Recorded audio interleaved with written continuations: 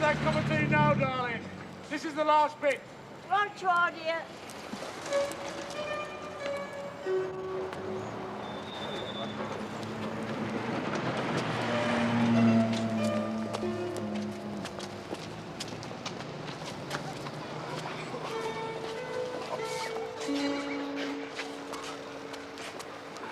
I'm having your job, mate.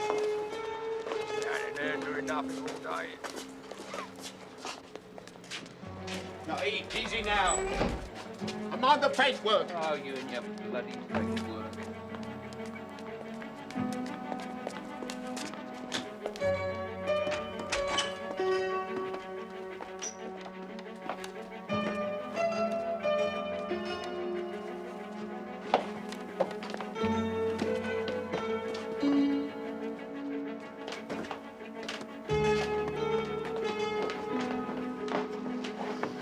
Leave it there, thank you. And could we have a signature, please? Certainly.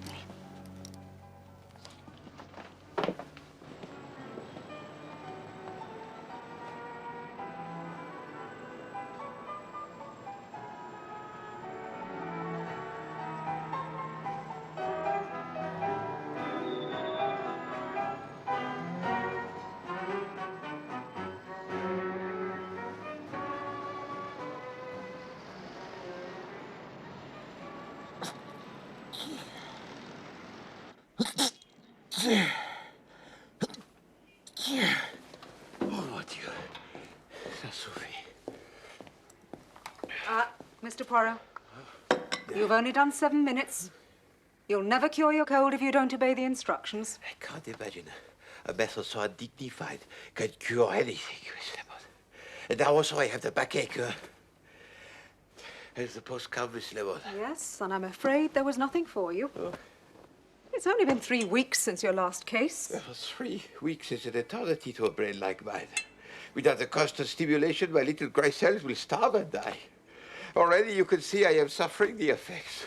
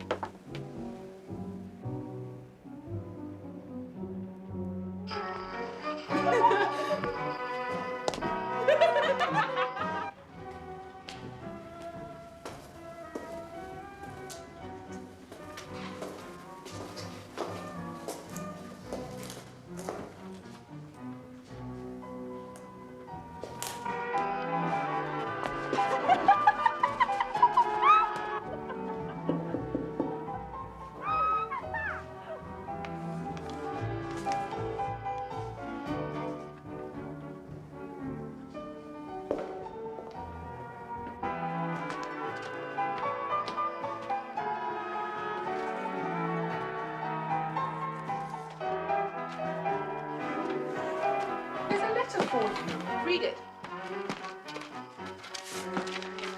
Dear Miss Matthews, I am the new tenant of 36B, directly below you. I wonder if I might have a word at your earliest convenience. Ernestine Grant, Mrs. Oh, sounds a bit ominous. What can she want? Lord knows. Never clapped eyes on her. Probably complained about the gramophone or something.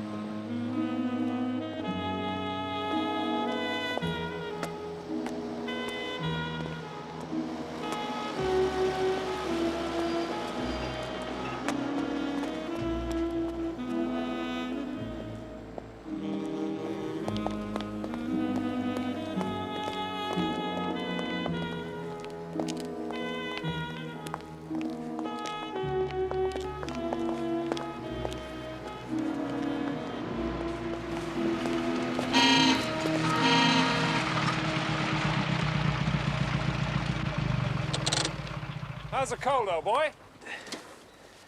Hello, so you're trying to give me the heart attack? I would not be surprised if riding in that car were not responsible for my present malady.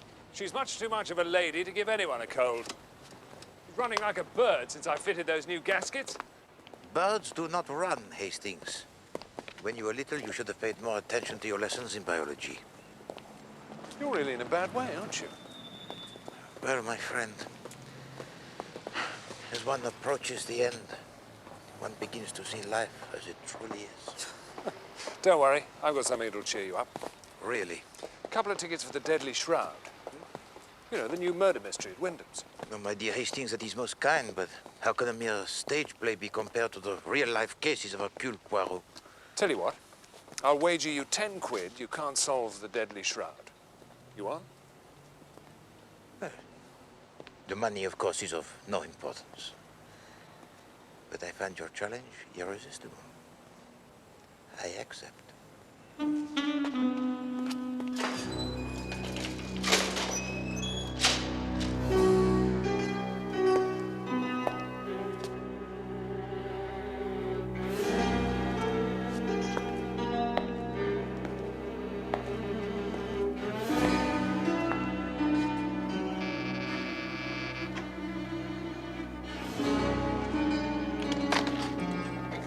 Oh, it's you.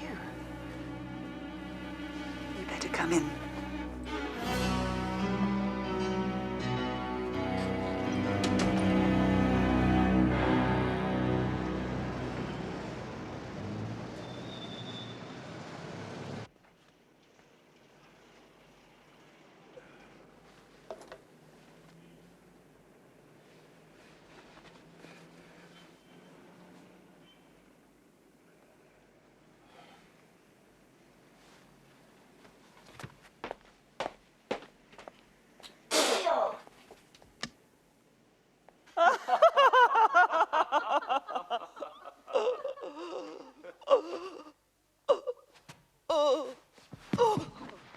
Mother, are you all right?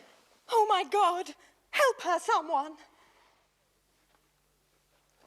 Lady Muriel.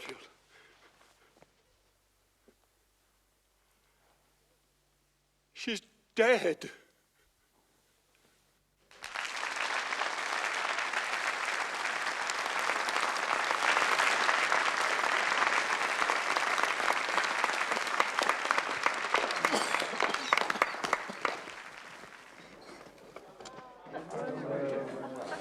It was the sherry, of course, What was it? that killed Lady Muriel.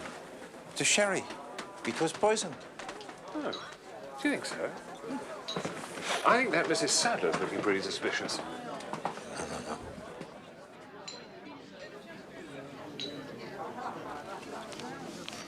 No. Whiskey? No, thank you. Now, don't open this now, only at the end. What is it? The name of the murderer, of course. There's Mademoiselle Matthews. Over there, Hastings, the girl in the red dress. She lives in the flat below me in Whitehaven Mansions. An enchanting mademoiselle, n'est-ce pas? Yes. The question of motive has had me worried, I can tell you. Why should anyone want to kill Lady Muriel? Who would gain by her death? The answer, ladies and gentlemen, is nobody. Why? Because Lady Muriel was never the intended victim. No. The person who should have drunk the poisoned sherry, the person for whom it was intended, was the missing son and heir who stood to inherit Lady Muriel's fortune. Major Sadler. Only one other person in this room knew of this well-kept secret and stood to gain from the Major's death. His wife. Am I not correct, Mrs. Sadler? Oh, Oh, that's absurd. Oh, yes, The writer Mrs. is an Sadler. imbecile. Your plan was clever. So clever that it almost had me fooled. Until I noticed that there were not 5, but only 4 sherry glasses on the sideboard. What had happened to the missing glass?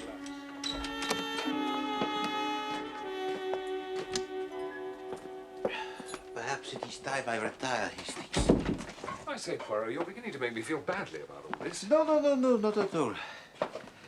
Hercule Poirot is a man of his word, even if the playwright is not. We were not given all the facts.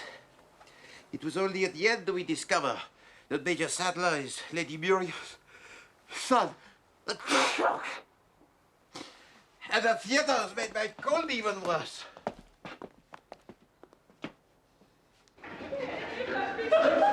Of course I did. I got it at the end of Act 1. Yeah, well, I bet you also did that right at the end. I knew it was that Mrs. Sadler right from the beginning. Takes one to know one, I suppose. It was that dress she wore in the first act. I mean, it was so... Although I can't find my key. Perhaps you just forgot to bring it, darling. Of course I didn't. I'm not a complete nincompoop, Donovan. I always bring my key. Actually, I saw her put it in her bag before we left. There, you see? The point is, how are we going to get in? Well, the night porter will be off duty now. Donovan, darling, you wouldn't care to be a cat burglar, would you? No, Pat. I think even among cat burglars, a fourth-floor flat might be regarded as rather a reckless proposition. Is there a fire escape? No, but there's a coal lift. That's a point. It's located in the basement of the flats and goes up to a hatch in the kitchen. We put the dustbins on it as well, set them down. Won't the hatch be bolted? I never really bothered to bolt mine. It's too stiff. Well, it's worth a try, wouldn't you say? Absolutely.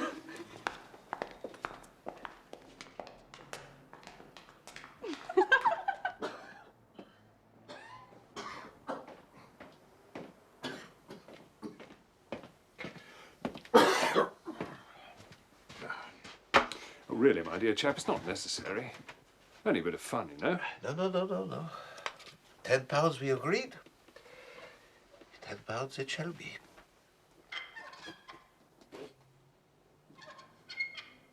Tiens.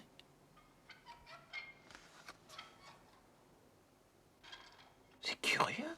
It is late to put out the dustbin.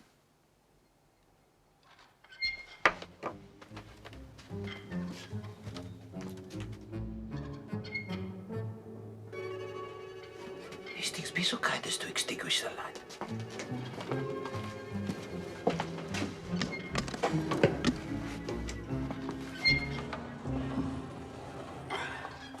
This'll be. Are you sure? Of course I'm bloody sure.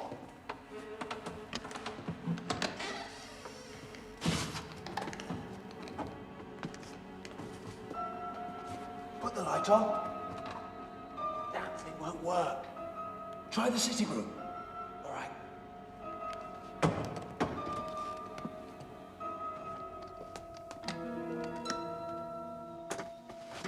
Looks like burglars. No, I do not think so. They are wearing the evening dress. Oh, Mama.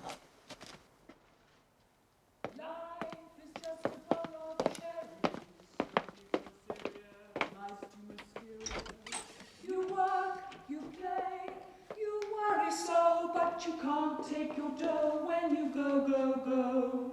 So keep repeating, it's the berries, for the strongest oak must fall.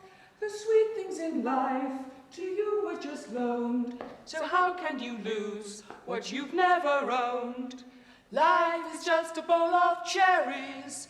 So live and love and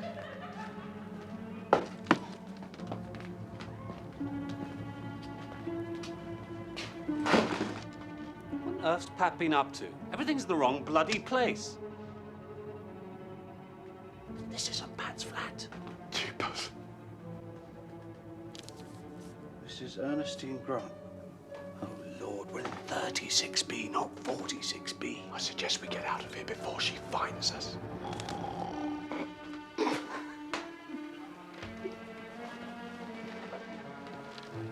Look!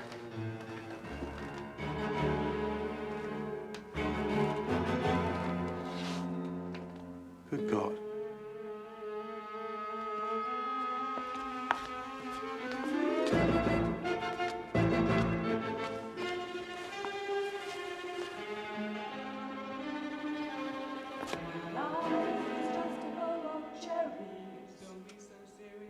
Life's too mysterious.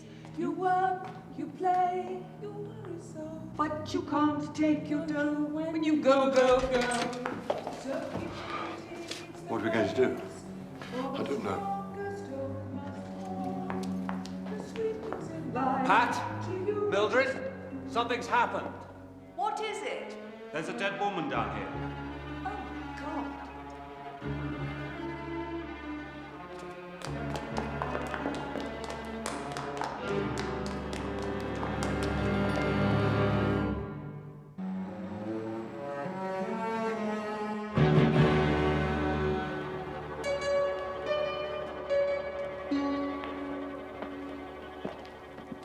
Jimmy? This is Jimmy Faulkner, Monsieur Poirot. Ah, bonsoir, Monsieur Faulkner. Not the Monsieur Poirot. Well, yes, he lives in the flat above me. Gosh, I didn't know. This is an honor, sir. Thank you. You see, Hastings, I am still a force to be calculated. So, the doors were unbolted.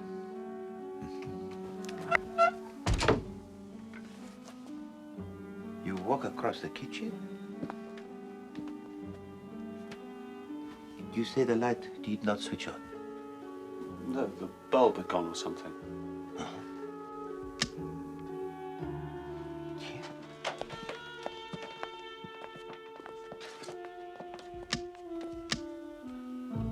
Oh, very odd. Maybe there's a loose connection. Or perhaps the bulb has been replaced. We heard that sound before, sir.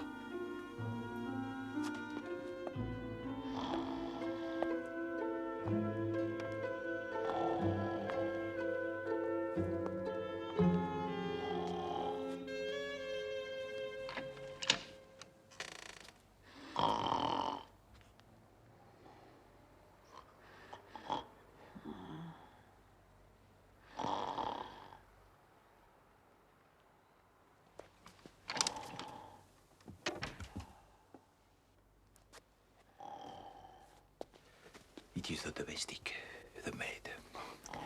We will let her sleep for the moment.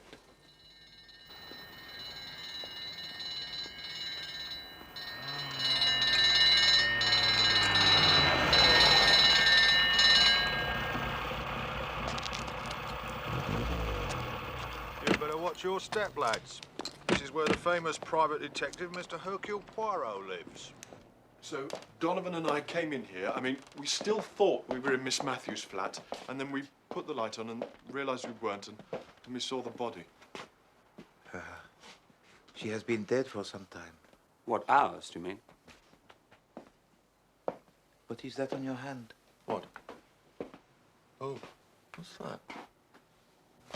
My God, I think it's blood. Did you touch the body? No! So, the crime was committed at a table, and then the body was moved to the window. It is blood. Hastings, be so kind as to go downstairs and ask Monsieur Decker what time the last post was delivered this evening. Right. Hastings? Ah, my dear Chief Inspector Jacques. You'll be having murders in your back bedroom next, Poirot. Right, who's the victim? Mrs. Ernestine Grant. Apparently, she only moved into the flat today. And how was the body found? Well, I'm afraid that's rather a long story, Chief Inspector. It would be. I shall want statements from everybody.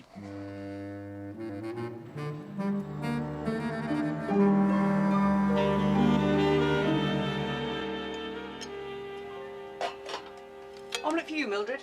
Oh, I couldn't. I suppose you're inured to this sort of thing, Monsieur Poirot. No, no, no. On the contrary, I think it is very nice. You know, Mademoiselle Patricia, I once loved a very young, beautiful English girl who resembled you greatly. But alas, she could not cook. Into a relationship with her. No, I meant, well, you know, poor Mrs. Grant and everything. Mademoiselle Patricia, a little bread, perhaps? It is essential to keep up the strength of my little grey cells. You seem a little better, sir. Thank you. I am feeling better. Doesn't seem real at all. It's like being a play or something. A better play, I trust, than the Farrago we saw this evening. Oh, didn't you like it? Oh, we all thought it was terrific. I beg to differ, on the contrary. We were not given all the facts. The facts as presented pointed to Chivers the butler. Oh, do you think so, sir? Just a question. Consider his position. He was the only person who had the motive and the opportunity to poison the sherry. And then the writer has this character of a simple, bloody policeman speaking a windbag of the summing up, arresting his whole case on the infantile subplot. The door was open. Come in, Inspector. Well, it looks like a pretty cut and dried matter. Not worth your while, I'm afraid, Poirot. The dead woman's Mrs. Grant, all right. A maid identified her.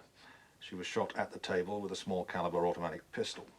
She fell forward, which accounts for the blood on the cloth. So somebody actually shot her in cold blood? That's the way it looks, sir, yes. How dreadful. And the time of death? The doctor estimates between 5 and 6 hours ago. None of you noticed anyone unusual in the flats around that time, I suppose? Mildred arrived just after lunch, and we didn't go out until Jimmy and Donovan came to collect us for the theatre at about 7, wasn't it? And you got back at what time? Ooh, 10:30 or so? What does the maid say? Ah, Miss Trotter. Excuse me. It seems she had the evening off. She went out at 5 and got back about 10 o'clock, letting herself in with her own key. She noticed nothing unusual? She thought her mistress was in bed. Never thought to look behind the packing cases. It's very curious. Curious?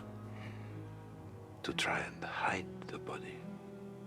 Didn't want the crime discovered until he made his getaway. Perhaps. Well, perhaps. Oh, pardon. Please continue, Chief Inspector. Now, we found this on the floor. Dropped in his haste, I expect. Take a look at the corner, Poirot. JF. That's right, JF. Now take a look at this. This was found in the pocket of the dead woman's dress.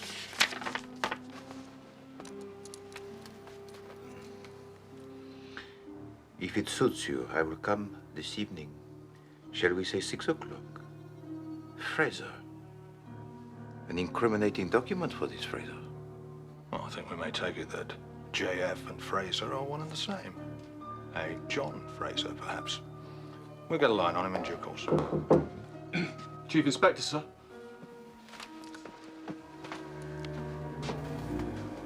Miss Trotter here was wondering if she can go home now, sir. I'm going to stay at my sister's, if that's all right. I couldn't sleep here. Not tonight, I couldn't. Yes, that'll be all right for her. Oh, thank you, sir. Excuse me, mademoiselle. Yes, sir? Permit me, if I may, to ask you the question. Yes, sir. When you returned to the flat belonging to Mrs. Grant this evening, did you enter the sitting room? Oh, yes, sir. I'd collected the Evening Post on my way up, and I left the letters for Mrs. Grant on the sitting room table. And you noticed nothing strange in that room? No, sir, nothing. Thank you very much, mademoiselle. Thank you, sir. Good night. Ah, Poirot. Apparently the last post arrived at 9 o'clock this evening. Thank you, Hastings. And according to Dicker, nobody out of the ordinary came in and out of the building all night. Inspector, please. A little favor, if I may. Here we go. I would like to examine the flat belonging to Mrs. Grant. There's nothing there, Poirot. Well? I've put out a call for this John Fraser. We find him, that's the end of it. As you say. Well, then. Oh, examine it as much as you like.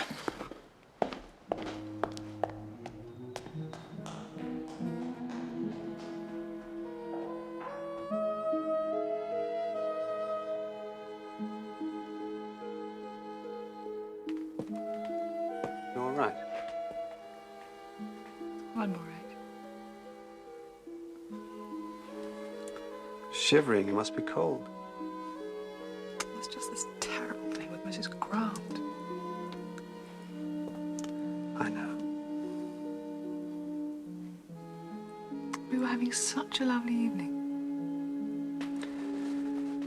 And we'll have lots more lovely evenings. Do you see that? Hmm? They're taking her away. Shocking business. And she only moved in this morning.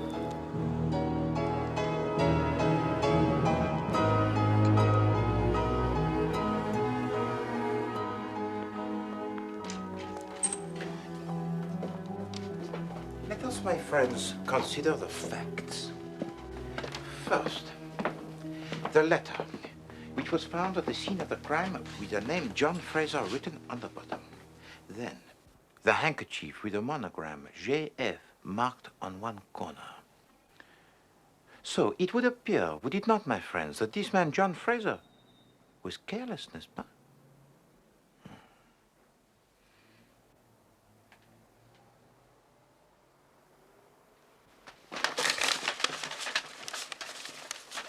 Poirot, why are you rummaging around in the dustbin? Uh-huh. I thought so. Voila.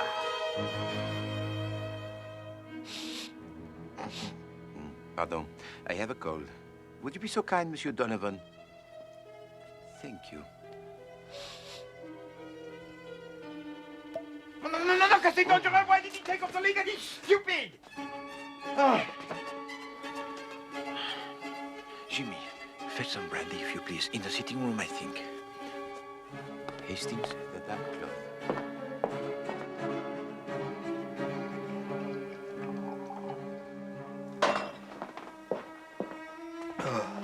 What happened? Here, drink this, my friend. You are fortunate, Monsieur Bailey. He could have been worse. Even poison, perhaps. You must be more careful. A kick like a mule. Feeling any better? I think so, thanks. Oh, mon Dieu. Hastings, take him upstairs to the flat, huh? Perhaps prepare for him some coffee. No, I'm sure I'll be fine now, thanks. No. I insist. You are still weak, yes? I suppose I do feel a bit wonky still. Better come along, old chap. Take it easy for a bit. Oh, Hastings, make sure Monsieur Bailey is very comfortable, because, Hastings, I am anxious for his health. Right.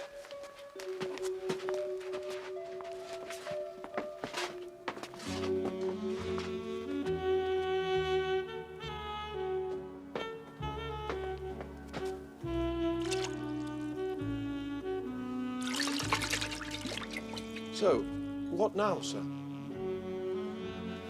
Now, Jimmy? Nothing. The case is finished. Finished? Oh, yes, my friend. I now know everything.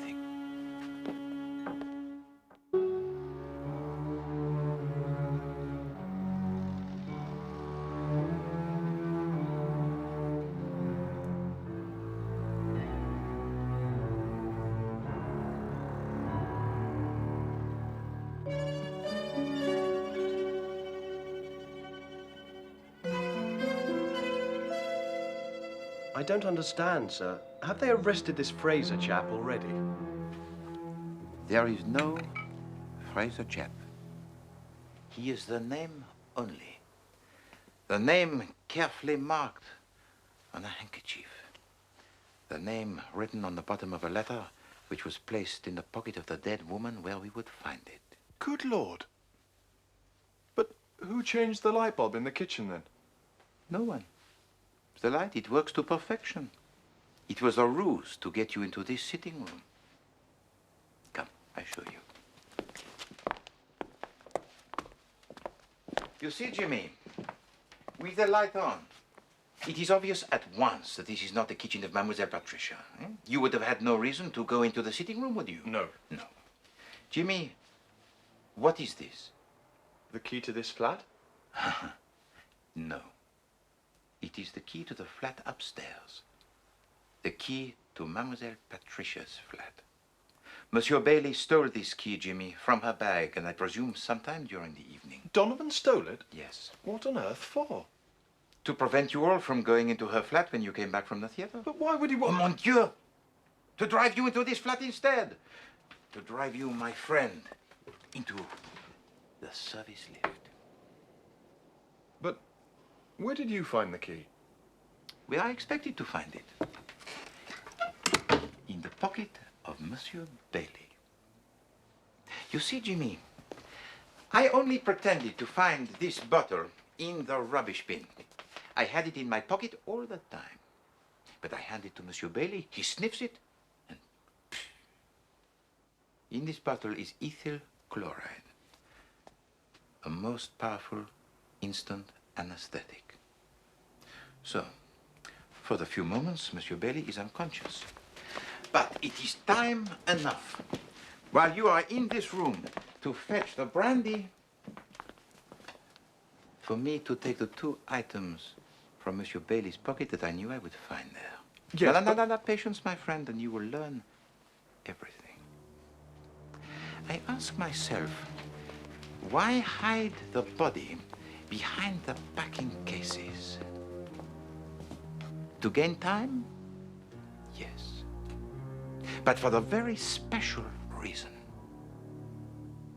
You see, Jimmy, earlier this evening, the murderer entered this flat in order to take something, huh? But that something was nowhere to be found. So it was necessary for him to return, but only after the last post was delivered. So he had to hide the body behind the curtain. Then Mademoiselle Trotter, the domestic, enters, sees nothing unusual, places the last post on the table, and retires to bed. And what's that letter then, sir? Oh, this letter, Jimmy. This was the second item I took from Monsieur Bailey's pocket. It was this letter that he was so desperate to find. Are you saying, then, that Donovan murdered Mrs. Grant? Exactly. But why? He didn't even know Mrs. Grant. Why should he want to kill her?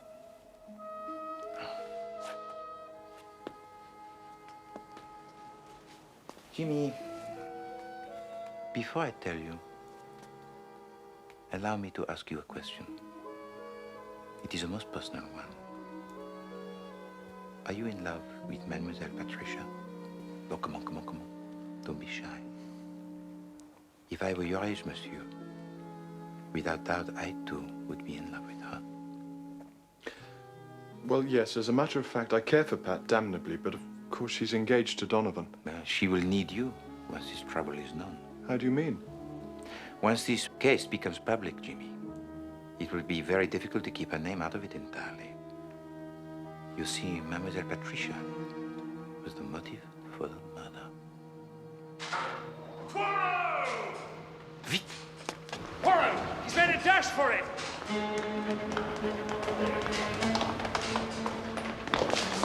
Constable, stop that man in the lift, hurry. And you, Jimmy.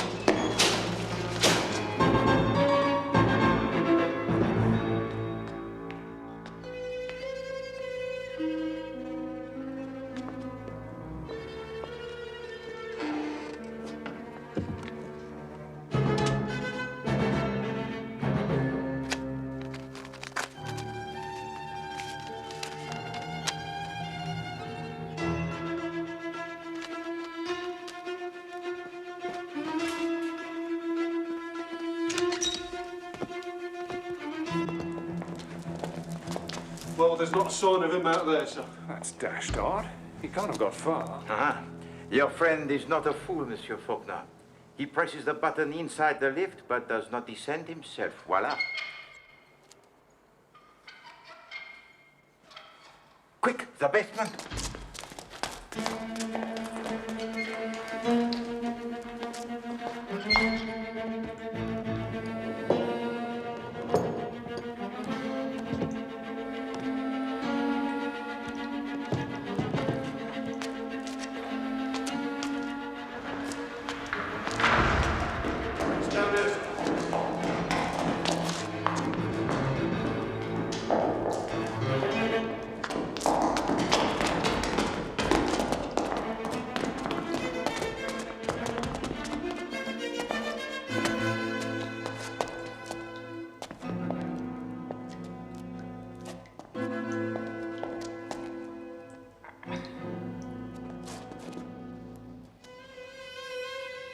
Nothing here. Must have been something else we heard, Monsieur Poirot. I think we'd better go back upstairs, eh?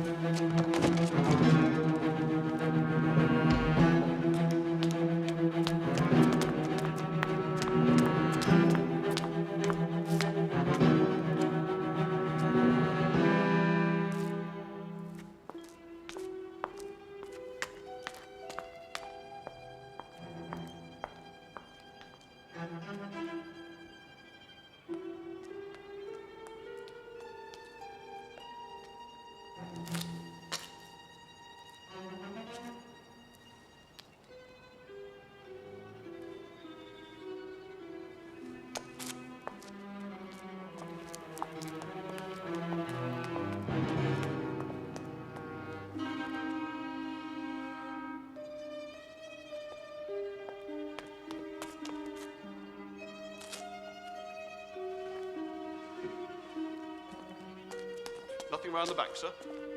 Not a thing. Just disappeared. Disappeared altogether. Grown men do not vanish into thin air, my lord. Well, he did.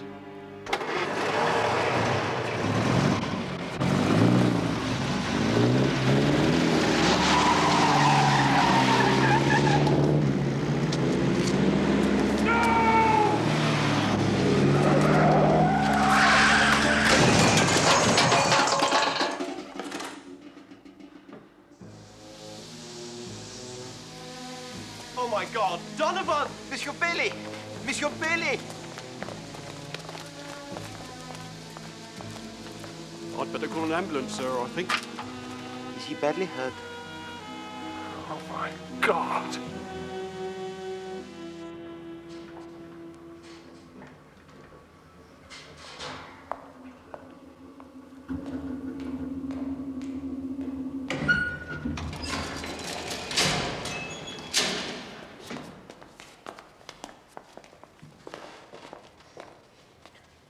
That front axle's just sheared right through. Oh, mon pauvre Hastings. But you must not brood. You must occupy yourself, huh? Go and telephone the Chief Inspector Jacques and tell him we have caught his fisher.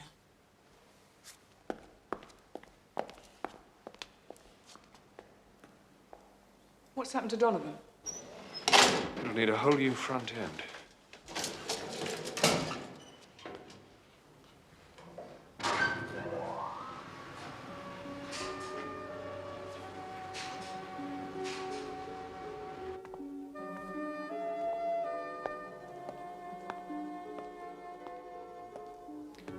Monsieur Bailey, please give me the letter you have just taken from the table.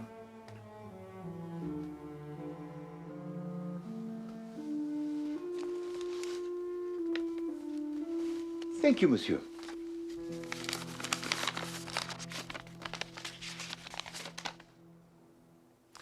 Jimmy, be so kind as to read us this letter written to Mrs. Grant.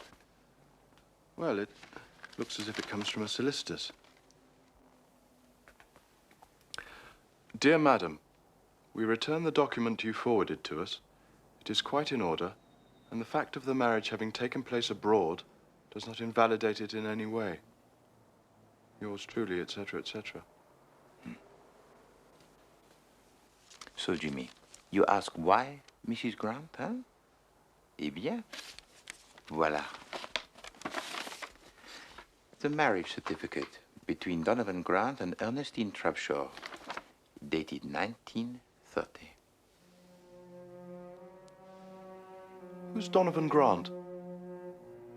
He now calls himself Donovan Bailey.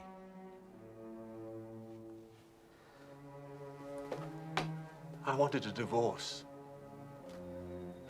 I begged Ernestine, but she refused.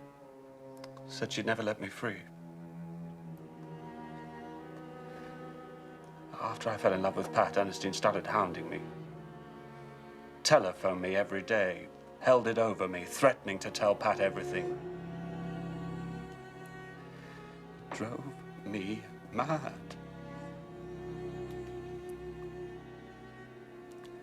And she suddenly announced she'd taken a flat here, right underneath Pat's.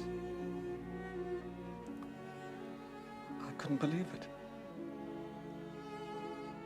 By then I knew she was crazy enough to do anything. So, what happened yesterday, monsieur?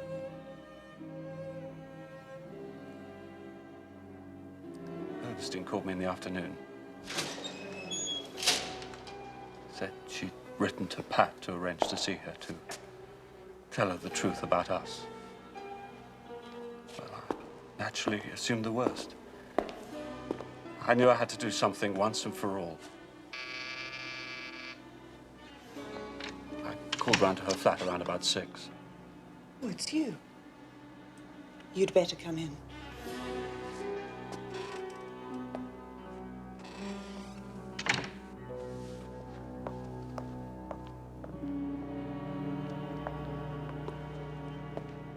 Drink? You've absolutely no right to go hounding Pat. But I'm not hounding her, my darling. I'm simply telling her what a rotten bounder you are, promising to marry her when you're already married to me. We got married in Switzerland, Ernestine, if you remember. It doesn't count under British law. So you keep telling me. But I thought I'd test your little theory. So I sent my solicitor a copy of our marriage certificate. He's telephoned me to say it's completely valid. And he's written back to me to confirm it. Show me.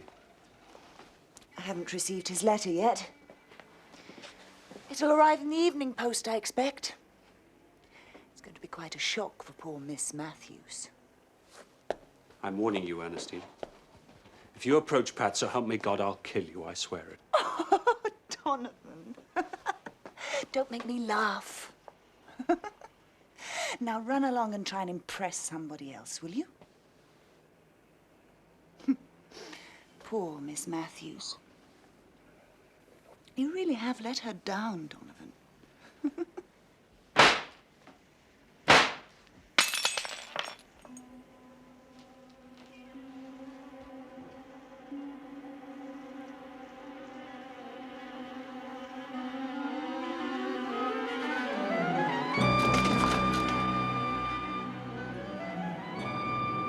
I warned her, you see. But she wouldn't listen. Afterwards, I went back home and changed for the theatre. I couldn't let her hurt Pat like that. Could I?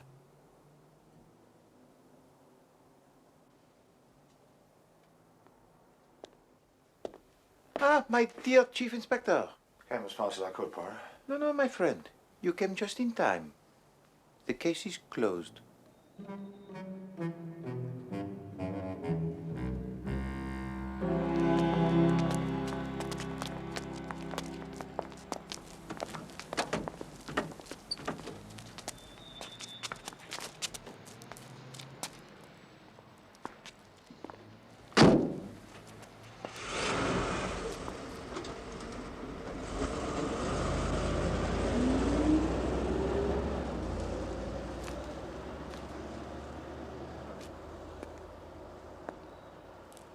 Jimmy, go to Mademoiselle Patricia.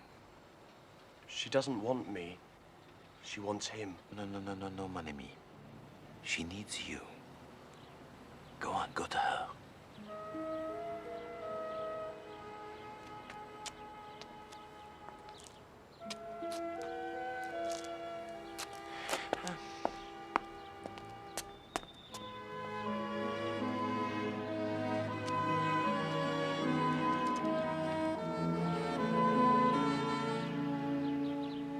Hanging's too good for some people. Basically, what you've got here, Hastings, is some very expensive scrap metal. Hastings, my friend, Poirot is as magnanimous in defeat as he is modest in victory. Oh, yes. In view of the fact that you are going to need every penny you can get to restore this beautiful machine to health, I have decided to pay up and be content. I say. Thanks, old boy. Think nothing of it, old boy.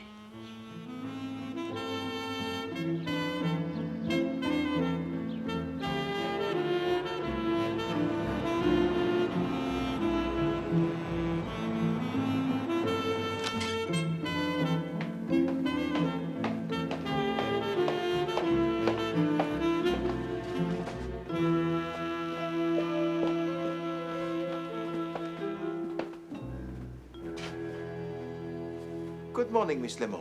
Good morning, Mr. Poirot. And what a beautiful morning it is. Lovely. I hear you've been having all sorts of excitement here. No, it was nothing. A case like any other. I've got your friar's balsam for you. My what? Your inhalant for your cold. Poirot does not have colds, Miss Lemon. It is well known that Poirot scorns all but the gravest afflictions. But yesterday you were... Miss Lemon, yesterday was yesterday. My tisane, if you please.